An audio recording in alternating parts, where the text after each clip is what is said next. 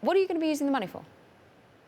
Yeah, I mean, as with everything with Deliverr, it comes down to our merchants. And so we're going to be investing in the things that make our merchants successful. And it comes down to a few core pillars. Number one is getting faster and faster with our delivery speeds. We've seen a very clear increase in sales that you get with fast delivery. And so we're going to be pushing next day delivery and maybe even exploring the same day delivery as we get into next year.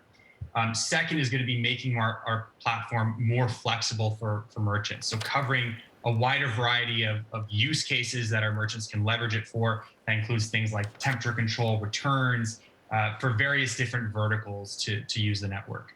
What Lastly, it comes down to growing the team and the network.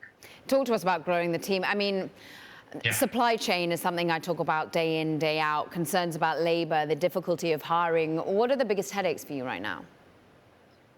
Yeah, well, it kind of depends where you want to focus. I think if we're looking at actual warehouse and carrier capacity, the biggest way that we solve it today, and that we're unique, we don't own any of the assets. We're an asset-light network, and we basically orchestrate the different assets. And the way to build capacity is, frankly, through optionality. And so we've more than doubled the size of our warehouse network. We've more than doubled the number of carriers we work with. And with more optionality, you're going to be able to build more capacity. As it relates to growing the team, we've grown the team quite a bit over the past year. It's been really interesting as everything's been mostly remote. There you have to come down to the cultural values and really kind of focusing on creating this cohesive community with your team, with your employees.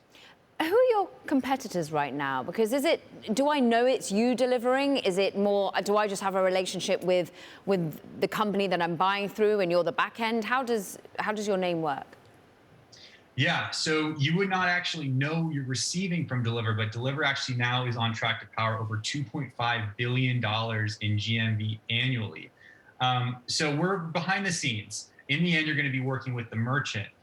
So let's say, for example, Annie Energy is one of our brands. Was founded by Josh Richards, a popular TikToker and influencer. So if you go and you order from Annie Energy, you're going to see free 2-day or free next day delivery, and that is going to be powered by the Deliverr network, meaning that inventory is going to be sitting in delivered locations. We're going to be communicating those delivery promises to you via their Shopify store. And then when you order online, we're going to figure out how to get those items to you in either 1 day or 2 days or less.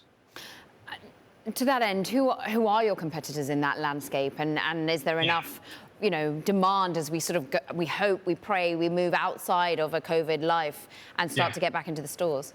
As it relates to the competitive landscape, there are a lot of ways that items can get to you. I think the most common thing that we see are actually merchants shipping themselves. So merchants would have their own location where they use it for everything, and then they would ship it, with one carrier, and it would be 7-day delivery. You're going to have your typical 3PLs out there as well. They tend to deal with much larger brands. And then you have services like Fulfillment by Amazon or Walmart fulfillment services that are mostly geared towards helping merchants just sell on that particular channel.